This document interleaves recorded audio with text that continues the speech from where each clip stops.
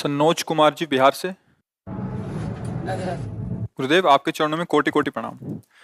गुरुवर, मैं जानना चाहता हूँ कि मृत्यु सबकी लिखी हुई है, तो भगवान श्री कृष्ण ने गीता जी के 8वें अध्याय में कहा है कि शुक्ल पक्ष में गया हुआ व्यक्ति दोबारा नहीं जन्म लेगा। नहीं, कृष्ण ऐसी पक्ष वो केवल उत्तरायण, दक्षिणायन, कृष्ण पक्ष, शुक्ल पक्ष, इन विधानों का वर्णन किया गया है कि जो योगी, वो सबके लिए थोड़ी है कि तुम पापाचरण करो, शुक्ल पक्ष में मरो, उत्तरायण में मरो तो भगवत प्राप्त हो जाओगे, सीधे नरक जाओगे। उसमें उत्तरायण और शुक्ल पक्ष कुछ नहीं करेगा। समझ रहे हो हमारी बात? वहां कहा जा रहा है कि यदि योगी जो चित्त वृत्ति को निरोध करके संसार से प्रभु में लगाता है, फिर अगर ऐसे ऐसे संयोग होते तो ब्रह्मलोक को जाता है, वो ऐसी ऐसी गति को प्राप्त होता है।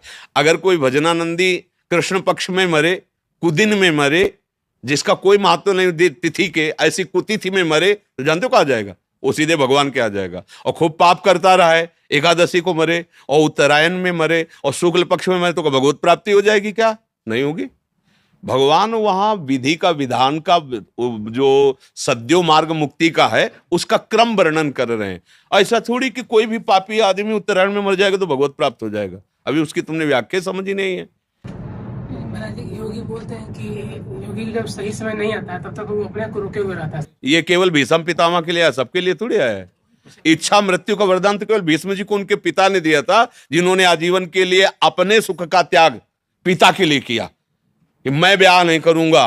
फिर उन्होंने कहा जब ब्याह नहीं आप करोगे तो सिंहासन का अधिकारी जो फिर शायद कभी, तो बोले आजीवन ब्रह्मचारी रहेंगे। आप शंका मत करो, आजीवन ब्रह्मचर्य रहेंगे, कभी ब्याह नहीं करेंगे और सिंहासन के अधीन रहेंगे। तो ये बात सुनकर उनके पिता ने, शांतनु जी ने कहा कि तुम्हें मैं ये वरदान देता हूं, इच्छा मृत्यु जब तुम चाहोगे तब तुम्हारा शरीर पूरा होगा। भगवत भजन करने वाले के लिए हर तिथि, हर समय परम धाम के लिए है। कबीर दास जी ने एक वचन में कहा था कि यदि काशी में मरने से मुक्ति होती तो जीवन भर राम राम जो रटा भगवान नाम जपा, उसका महत्व क्या? मैं ऐसी जगह शरीर छोड़ूंगा, फिर देखूं मुझे परम धाम जाते हैं कि नहीं जाते। हमारे पास नाम है, हमारे पास भजन। भजनहीन जीवन से कभी किसी का कल्याण नहीं हो सकता, चाहे जिस तिथि को शरीर छोड़े, चाहे जैसी भावना में रहे। भजन भजन वारी मथे घृत होए बरु सिकताते बरु तेल, बिनु हरि भजन न भवतरी या सिद्धांत अपेल। गोस्वामी जी कह रहे, समझ पा रहे हो?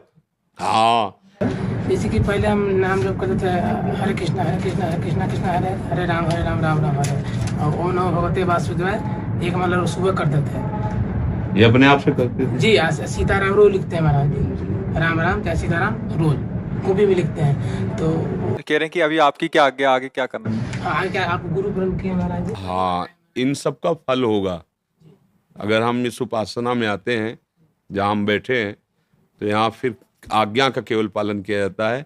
मन के द्वारा माने हुए जो भी उपासना थी उसका फल ये मिल गया।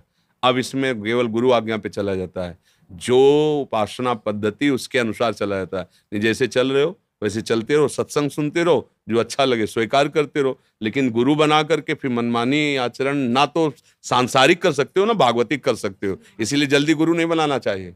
जब गुरु बनाने का भाव आवे तब ये सोच लेना चाहिए कि आपके वचन के लिए हम अपने प्राण त्याग सकते हैं, लेकिन आपके वचन नहीं, बस बात बन जाएगी। गुरु का मतलब होता है अब जो ही कहें करें हम सोई, इसलिए चले। आपने खुद कहा अभी तक जो मन कहता रहा वो मैं करता रहा। अब जो गुरु कहेंगे, अब मनमानी नहीं चलेगी, अब गुरुवाणी चलेगी। तो फिर हाँ, तो अभी तो हम तो सबको कहते हैं राधा राधा रटो, राधा वल्लभ श्री हरिवन जपो और सत्संग सुनो। और जब फिर आगे संस्कार श्री जी करवा देंगे शरणागति का, तो अपने आप आपको पता चल जाएगा मंत्र उपासना पद्धति। महाराज जी इसी की माला करो, राधा वल्लभ श्री हरिवंश।